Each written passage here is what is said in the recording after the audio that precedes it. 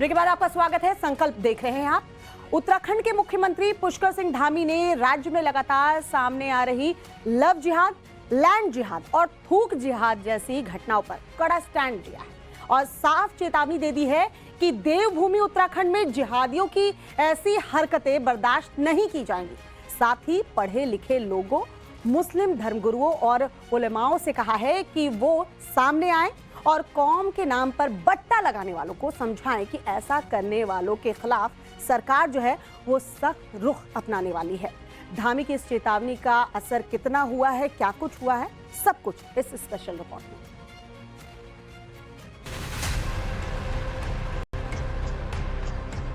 उत्तराखंड के अंदर धर्मांतरण नहीं चलेगा, उत्तराखंड के अंदर अतिक्रमण नहीं चलेगा, उत्तराखंड के अंदर लैंड जिहाद नहीं चलेगा। उत्तराखंड के अंदर आप देख रहे होंगे अखबारों में कुछ लोग थूक जिहाद कर रहे हैं, ये थूक जिहाद भी नहीं चलेगा।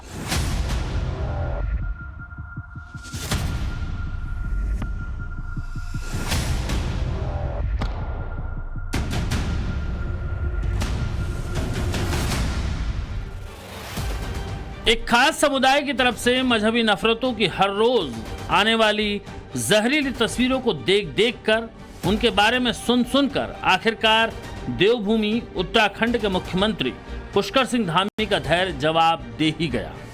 बड़े ही सख्त लहजे में मुख्यमंत्री ने ये चेतावनी दे दी कि जो हो जहां हो, लेकिन देवभूमि में ये हरकत बर्दाश्त नहीं की जाएगी।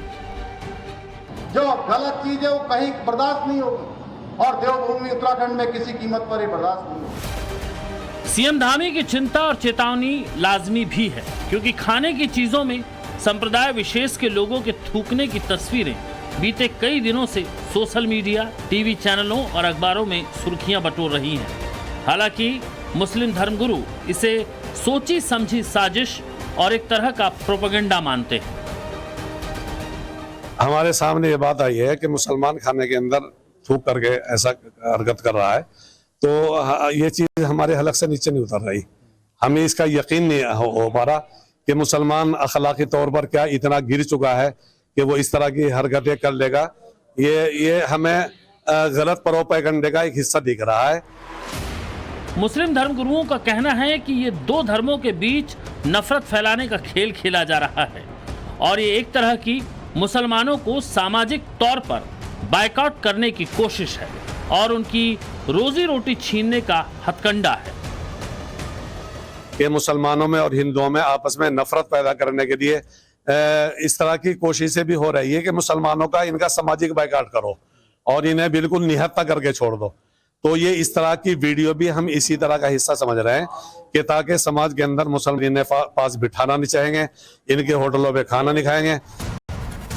खाने में थूकने की हरकतें अगर रोकी नहीं तो जो चिंता इन्हें सता रही है वो सही साबित होगी। इसमें कोई दो राय है भी नहीं, क्योंकि ऐसी नफरत को भला कौन बर्दाश्त करेगा।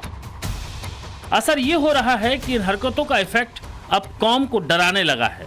खाने में गंदगी मिलाने के वीडियो पर मुस्लिम धर्मगुरु अब आगे भी आ रहे हैं और ऐसा करने वालों के खिलाफ कड़ी से कड़ी सजा की मांग कर रहे हैं।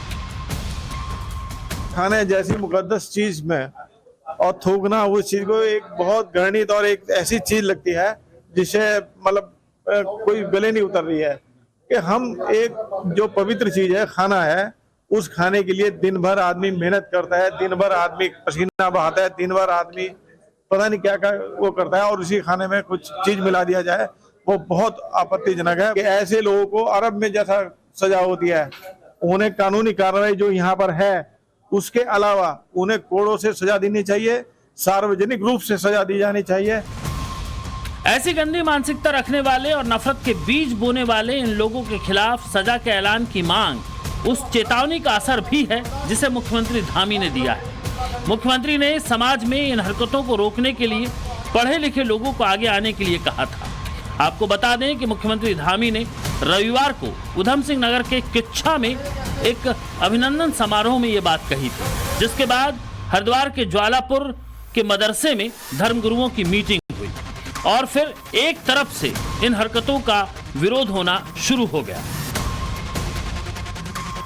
ऐसे तत्वों को रोकने के लिए हम पूरी कोशिश करेंगे, शासन प्रशासन मीडिया का पूरा सहयोग करेंगे और किस तरह से कोई कोताही नहीं हो जाएगी।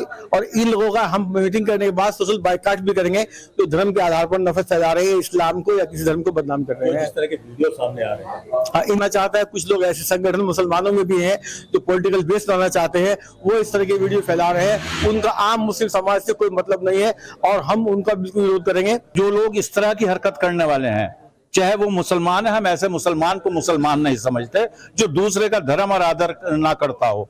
हम लोग उसकी मजम्मत करते हैं। सारे हिंदुस्तान के मुसलमान और खास तौर से हरिद्वार जिले के मुसलमान, ज्वालापुर के मुसलमान ऐसे लोगों की मजम्मत करते हैं और हम समझते हैं कि ऐसे लोगों का हम बाइकाट करेंगे मुस्लिम समाज की जानिब से। कि हमें उन तमाम लोगों को, जिम्मेदारान को, उलमाए इकराम को, उन लोगों पर बंदिश लगानी चाहिए, उनका बाइकाट करना चाहिए जो मुसलमान को बदनाम करना चाहते हैं, नाम के मुसलमान है और इस तरह की हमारे हिंदू भाइयों की या दूसरे धर्म वालों के जो है ना उसको वो कोई ठेस पहुंचाना चाहते हैं।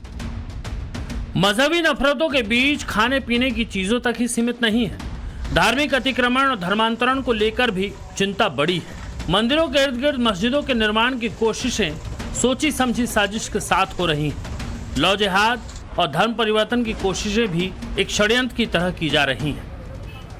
ये आलम तब है जब उत्तराखंड में जबरन धर्मांतरण कराने वालों के खिलाफ सख्त सजा के प्रावधान है। बढ़ते धर्मांतरण को देखते हुए सरकार ने 2018 के कानून को सख्त बनाया। पहले इस कानून में 1 से 5 साल तक की सजा का प्रावधान था।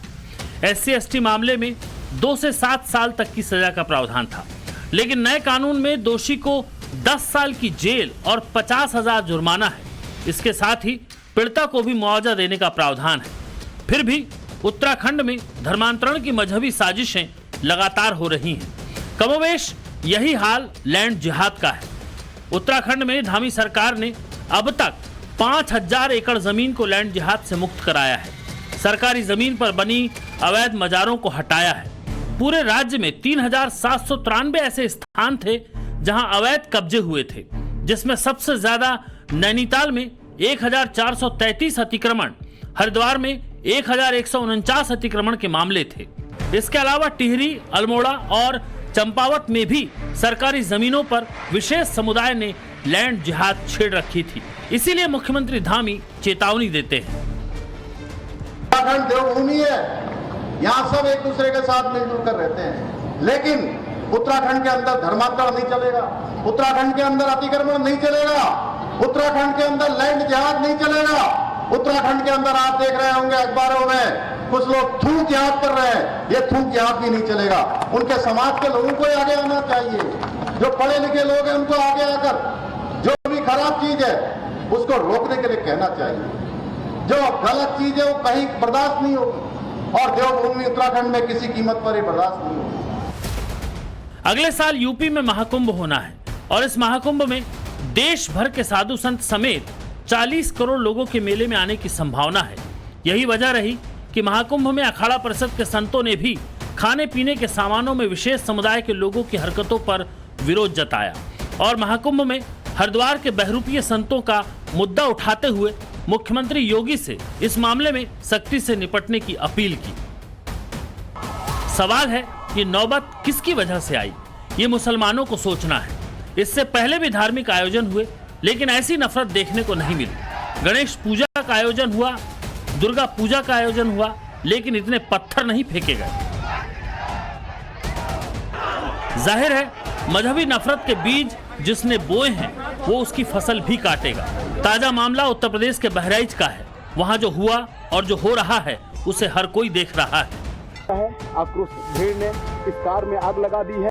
अगर वक्त रहते कौम के पढ़े लिखे और समझदार लोग सामने नहीं आए तो फिर पनपती नफरत को रोकना और मुश्किल होगा। ब्यूरो रिपोर्ट, टाइम्स नाउ, नव भारत।